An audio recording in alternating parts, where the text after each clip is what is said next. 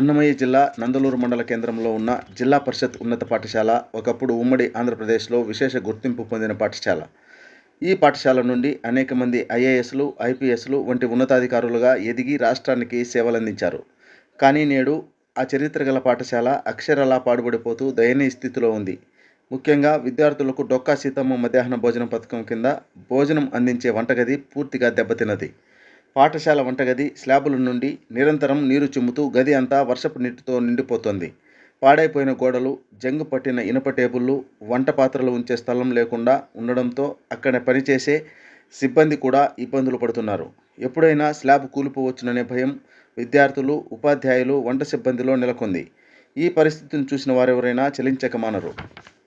గత వైఎస్ఆర్సీపీ ప్రభుత్వం నాడు నేడు పేరుతో పాఠశాలలను అభివృద్ధి చేశామని ప్రచారం చేసినప్పటికీ నందలూరు జిల్లా పరిషత్ హైస్కూల్ మాత్రం ఆ అభివృద్ధి జాబితాలో చోటు దక్కించుకోలేదని, ఎన్నిసార్లు స్థానికులు, విద్యార్థులు, తల్లిదండ్రులు ఈ సమస్యలపై విన్నవించినా స్పందన రాలేదని, ఒకప్పుడు రాష్ట్రానికి ఆదర్శంగా నిలిచిన పాఠశాల ఇప్పుడు నిర్లక్ష్యానికి గురై చరిత్రలో మరుగున పడిపోయిందని ఇప్పుడు ఎన్డీఏ కూటమి నాయకులు, ముఖ్యంగా విద్యాశాఖ మంత్రి నారా లోకేష్ ఈ సమస్యపై తక్షణ చర్యలు తీసుకోవాలని ప్రజలు కోరుతున్నారు. పాఠశాల భవనాలను, వంటగదిని యుద్ధ ప్రాతిపదికన పునరుద్ధరించడం అత్యవసరమని, లేకపోతే పాడుపడిన గోడలు, స్లాబులు ఎప్పుడైనా కూలిపోయే ప్రమాదం ఉందని, విద్యార్థుల ప్రాణాలకు ముప్పు వాటిల్లక ముందే ప్రభుత్వం జోక్యం చేసుకుని చర్యలు తీసుకోవాలని స్థానికులు విజ్ఞప్తి చేశారు.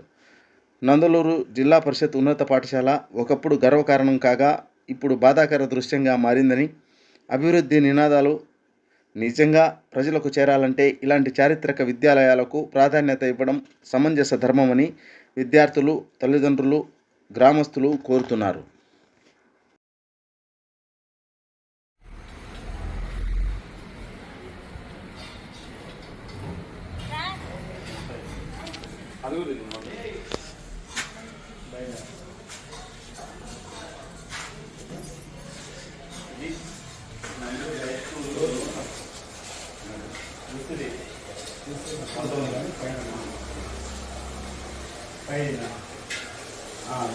కాస్త మొత్తము నీళ్ళు కుమార్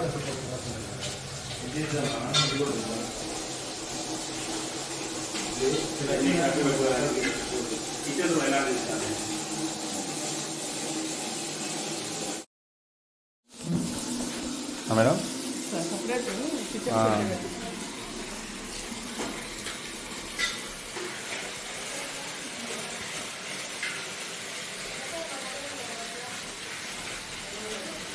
నా బిడ్డ